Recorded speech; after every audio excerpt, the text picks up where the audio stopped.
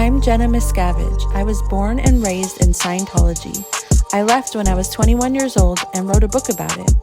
My uncle, David Miscavige, is the leader of Scientology, and this is my YouTube channel. Hey you guys! So one of the things that I really like doing in my videos, because I believe that it brings you value, is taking an overarching concept that was the case or that was a certain belief while growing up in Scientology and personalizing it and humanizing it and showing how that looked in the day-to-day life of somebody growing up there. And the reason why I think that this brings value is because many people who also grew up in high control groups or had a very chaotic childhood or anything like that, I feel like those people can see themselves in this story once it's personalized, where when it's just seen as an overarching theme, it's hard to see all the nitty-gritty details of how it applies to you and the broad-reaching effects that it has on your life. And the truth is that even if you didn't grow up in a cult or a high-control environment, some of this information might be helpful to you anyways. So the thing I wanted to talk about is how in Scientology we all were raised to believe that we were spiritual beings who inhabited our bodies. So our bodies were not us. We were the spiritual beings.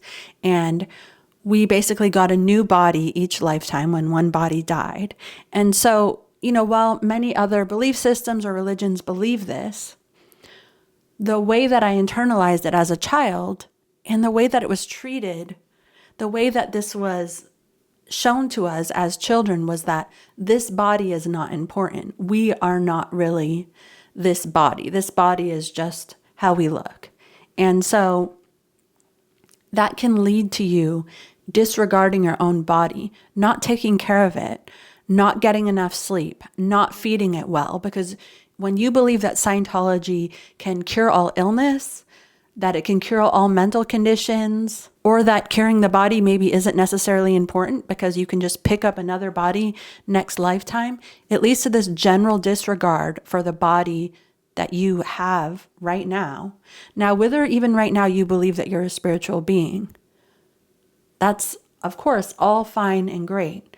But the truth is that the one thing we do know is that we have this body right now. We don't actually know if we live again. And so in my opinion, at the very least, we have to act with the possibility that this may be the only life we have. This may be the only body we ever have.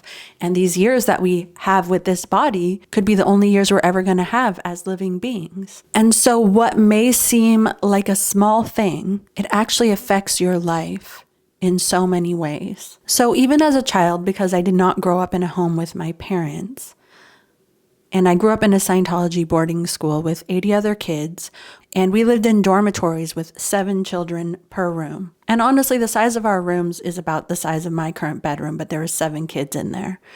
And we shared a bathroom with 7 other kids. And so the possibility for all of us to be hygienic or even get time in the shower was very difficult. And I admit that as a kid growing up with no parents around me, no adults supervising what I was doing, I hardly even brushed my teeth as a kid. And my parents were only making $50 a week working for Scientology's most dedicated group. And so them being responsible for buying me my hygiene supplies, they were relying on me to tell them when I needed shampoo or this and that and the other thing. And when I first got there, I was only 6 years old. I wasn't very responsible with telling them what I needed. And so often I would just go without for months and months and months, or re-wearing socks and even wearing the same pair of shoes every day. With Scientology's belief system, I came to believe that thinking about my body, thinking about how I looked, thinking about how I took care of myself was selfish and was shameful. And this carried on until I left when I was almost 22 years old.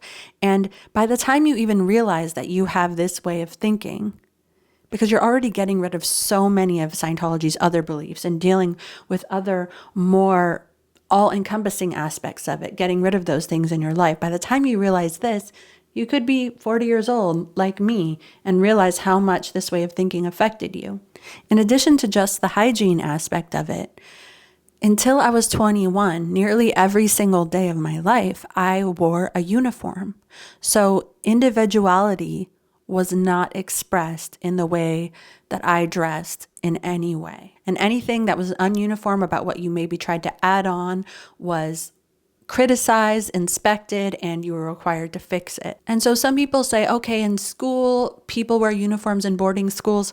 No. I'm talking about wearing a uniform 7 days a week from the time you're 6 years old until you're 22 years old. It's a small part of what Scientology does to kids, but it actually takes a big toll on you valuing your own individuality and your own self-expression, especially when you don't have parents in your home who are saying, what are you interested in? What are you good at? Are you good at art? Are you leaning towards engineering? What are your skills? Because none of those things matter, because you're literally just being groomed to work for Scientology, to be a Sea Org member, which is their most dedicated members. And this is just taking one huge overarching concept in Scientology and applying it to one little area of life.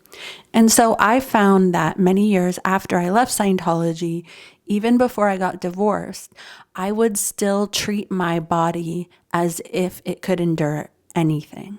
Like, I would lift heavy barrels of dirt. I would stay up late. I would not eat healthy. I would not exercise. I would push and push and push and push myself and treat the body that I had like it was expendable and like I could just pick up another one once I dropped this body. And I didn't even realize I was thinking that way until I became so burned out that I just couldn't do it anymore. And so what I've been learning over the last few years has both been as a result of that burnout, but also as a result of being a mom. There's a certain age as a woman, obviously, when you hit puberty, you get your period, and you care more about your own personal grooming, and you are learning more about yourself. You're learning who you are, how you want to present yourself to the world. And so it's almost like as my kids go through certain stages in their life, I start to realize what stages I did not go through.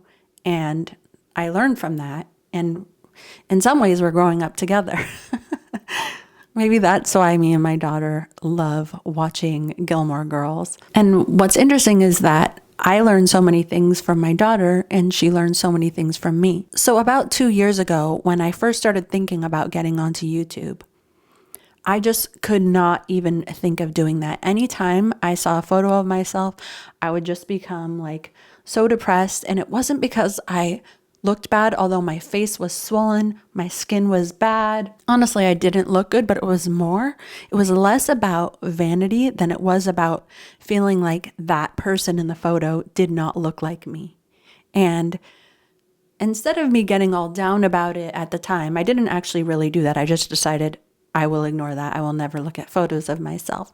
But this was a big block to me being on YouTube just because I didn't feel like myself and I didn't even really know who I was myself. And so in the last 2 years, I feel like I've honed like a skincare routine and a beauty routine and all of the little things that I do to take care of myself that I can learn in conjunction with my daughter. And I get messages from people who say, I never grew up with a mom. And so they also did not have somebody there going through this with them, teaching them certain things about themselves.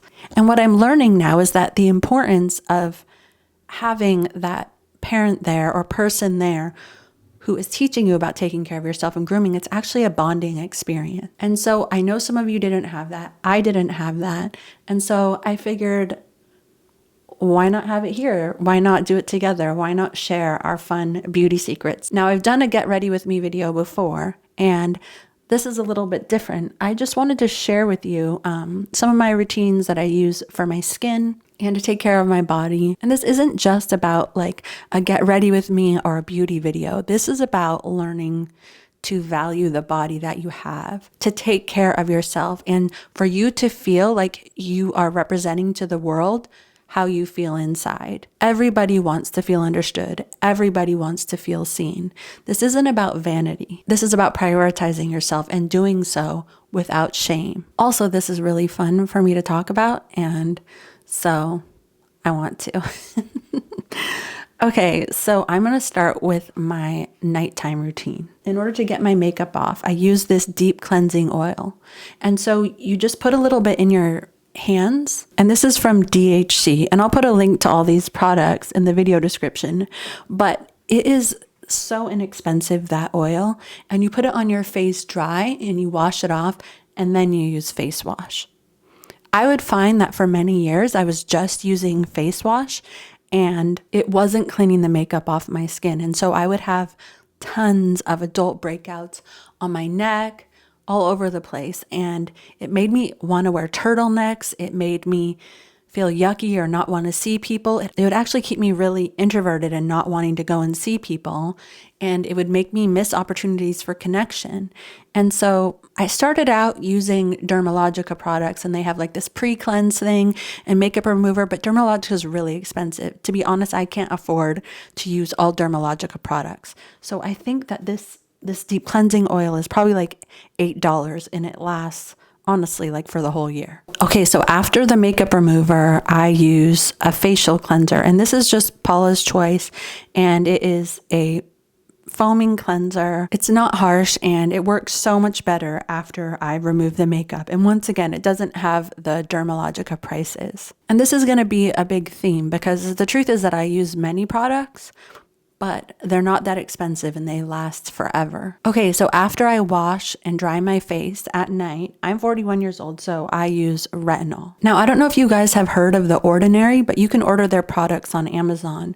But they basically just have like certain ingredients. And rather than getting a product that has this whole crazy formulation, if you know what you need, you can order that thing. And how I sort of figured this out was basic knowledge. I've always been sort of interested in beauty. I mean, even when I was in Scientology, if I could sneak a Vogue magazine or something like that, I always would. And then for honestly a few years, my daughter was really interested in K-beauty, Korean beauty.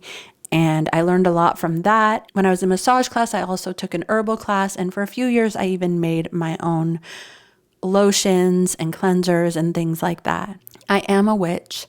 I've always been interested in making potions and all sorts of concoctions. To be honest, the truth is that I really like seeing how things are made from scratch, and I like alleviating the mystery of how certain things come to be. So I think that's really where it came in, me wanting to learn a lot about these things. But I can't know everything. I can't retain everything. And so I actually use ChatGPT.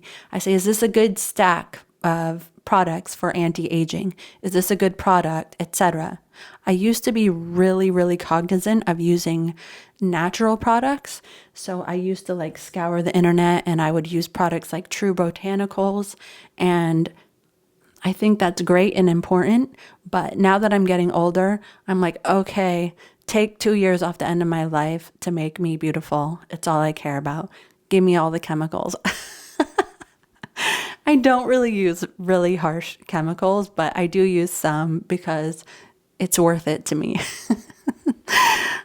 Okay, so after the makeup remover and the cleanser, I use this 0.5% retinol from The Ordinary, and I just use 3 drops, and I spread it around on my face, a little bit on my neck, and that's it. And then I'm almost done with my nighttime routine, guys. I just use one other thing, and it is this Dermalogica product, which is Phyto Nature Oxygen Cream. And this is expensive, but I'm 41 years old and I want to look young, and I think it actually works really well. And I put it on at night, and I can just feel like my skin kind of tightening and truly being moisturized. I put everything on my neck as well, and it does last several months at least. So it doesn't last as long as the other things, but I feel like I'm splurging on this one item, and that's worth it to me. Okay, so now when I wake up in the morning, I do wash my face again. And the reason I wash my face is because retinol makes your skin really sensitive to sun. And I don't want to get a terrible sunburn on my face. And so normally, I don't know, I don't believe in overwashing your skin. I probably shouldn't say this, but I don't actually use soap on my body because I just feel like, I just believe that it's drying and unnecessary. And I use lots of hot water, and my skin just gets dried out really easily. And so I'm a hippie and I don't use that, and do what you will with that.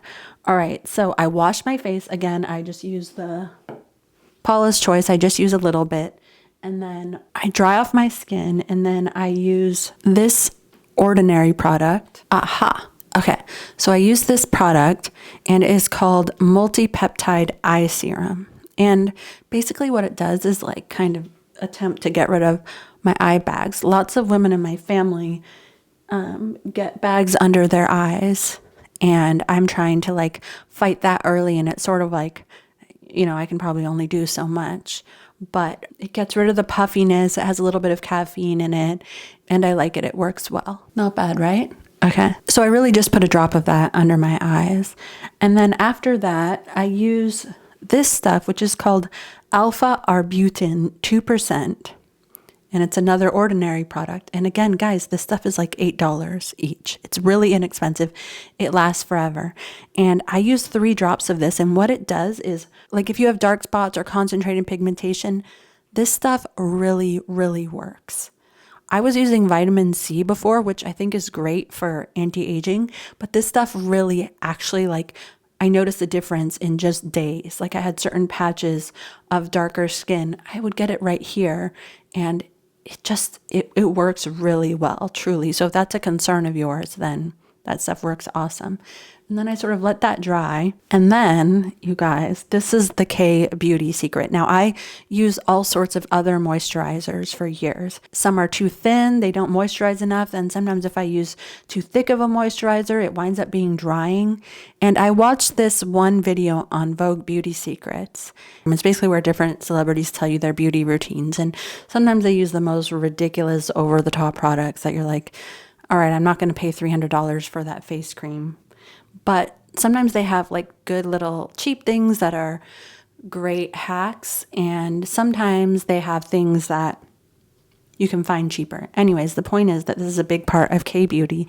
And in order to moisturize my face, I use a snail mucin cream. It's basically snail slime. I don't know what else is in here, but this stuff works great. I'm sorry if this is traumatizing to you guys, but this is a real thing. And you can even see by its like, oh my God, I don't know if you can see, like when you open it, like it's like kind of stringy. Here. This stuff works so good, you guys. If you want to be moisturized, then give it a try. It's how all the K-beauty channels and the K-pop stars get that gorgeous glass skin. And I don't know. I love it, and it works. All right, so after I use a snail slime on my face for youthfulness, I use this Supergoop sunscreen, Supergoop Unseen Sunscreen SPF 40. Now, what I like about this is that not only is it sunscreen, and not only does it have a cute little container, but it's kind of like a primer for your foundation. And so I actually have big pores, and so just a little bit of this, and I have to use like only like half the amount of foundation. It really just creates a smooth surface. So any foundation that I wear just like goes on really smoothly. It just makes everything so much easier, and it's giving sun protection. That's pretty much everything that I use for my face. But I wanted to talk about in the shower, because to be honest, even until my late 30s, like some of my ways of taking care of my body, I did not have it all figured out. And honestly, neither do lots of women. Whether you had a mom growing up or not, we can all help each other out a little bit in this category. And so I tend to take long showers because in Scientology, at this boarding school we grew up at, we basically hardly ever had hot water. And because there was 14 girls using one shower, it was basically like we had to take as fast showers as possible. And so now I am like living my best life, and I take really long showers. Even though I'm in California, the water that I use in my shower, it goes into my little orchard that I have out back. And so it actually waters plants and trees and that sort of thing. So I don't really feel guilty about it. Okay, so I shampoo and conditioner my hair. I use Briogeo products because, I don't know, they work well on my hair. And I also shave in the shower. And I've had so many problems with dry skin created from shaving, razor burn, razor bumps where I feel like I couldn't even go outside or go to the beach because I felt like it looked weird. I just felt so self-conscious about it, and I didn't want to live like that. Like, I wanted to have more freedom. I even took to waxing for a few months, and let me tell you, you guys, having your bikini area waxed is extremely traumatizing. And I did it over and over again. And it finally got to the point where I was like, I cannot live through this trauma anymore. Kudos to all of you who can. I can't.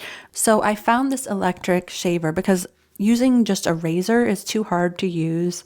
It doesn't have curves that I need. It's just like very unwieldy, and I'm terrified of getting cut by it.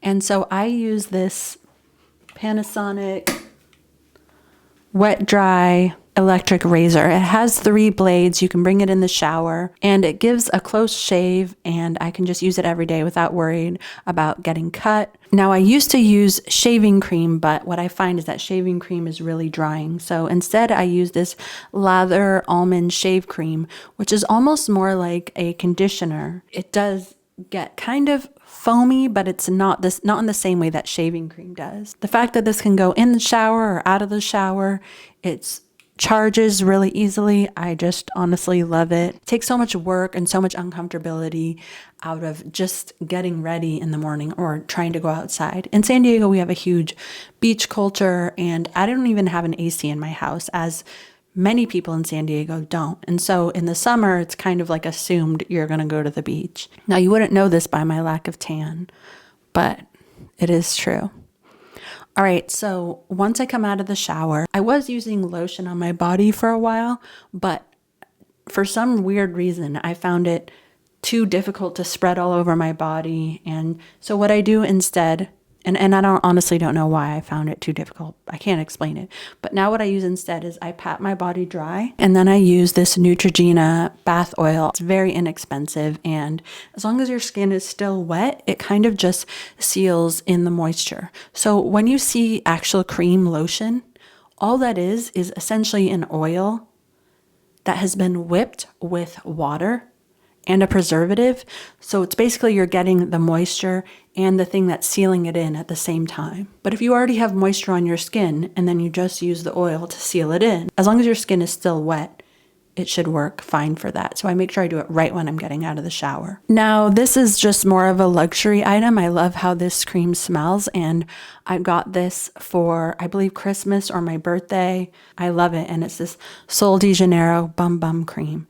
And honestly, I just like put it on my booty, and it just like makes everything soft and smell great, and I love it. Now, my feet get really dry because I walk around barefoot a lot, and I found myself feeling uncomfortable because of how dry my feet were getting. And so I started using this urea cream, and I actually love it because it has salicylic acid in it, which helps to exfoliate my feet. It also has tea tree oil, coconut oil, so it's very moisturizing, but it also makes it so I don't even have to get a pedicure.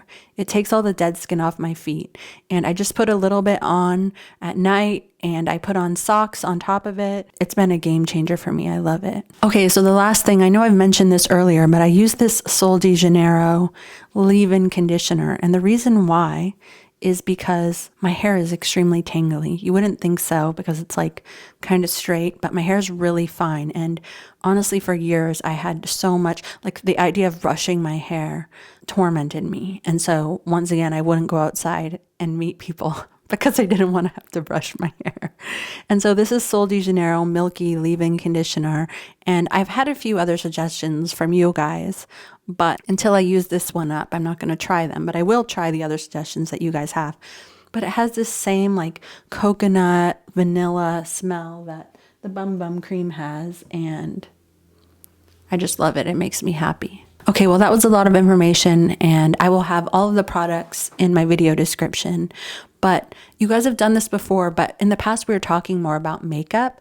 And so if you guys want to share your favorite like personal hygiene or personal grooming hacks, I would love to hear. One of the things that I really value about my channel and my community is that because we've all gone through similar experiences in many cases, it's like we can sort of share the love that we never got And in that way, we're almost richer than other people who just had a normal life.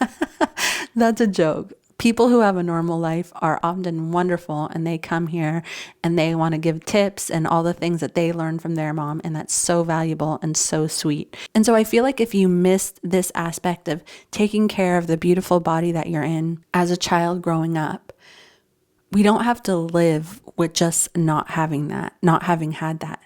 What we're going to do here is share with each other so that not only are we going to get it now, but we're going to get it more than everyone else. We're going to win. I'm totally kind of joking, kind of. All right, so I would love to hear your hacks, your advice, that those of you who did have grandmas and moms in your family, their secret beauty tips or their secret grooming tips that they passed along through your family. Share the wealth, share the love, and let's all be more beautiful and value ourselves and take care of ourselves together. Okay, guys, I hope it's been interesting. I hope this gave you some value. And I know it feels like a different facet or aspect of my channel because it's not just about learning about Scientology, but this is really how growing up in a high control group or any environment where they don't actually value you as a person, it affects you in this way. And this is how I want to heal from it. And this is how I believe I can help others heal from it in that way. And I know I also touched briefly on wearing uniforms. I actually have many resources and YouTube channels that I love and individuals that I follow where they teach you about dressing right for your body size, for your coloring and things like that, all things that I never learned growing up, and maybe that some people never learned growing up. But the point here is to value yourself and to cherish the one life you have and to be selfish. You are your own best friend. You are the only one who's going to take care of you. You're the only one whose responsibility it is to take care of yourself.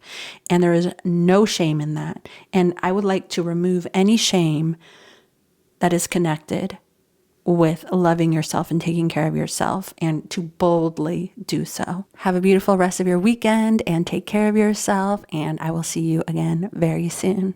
Bye.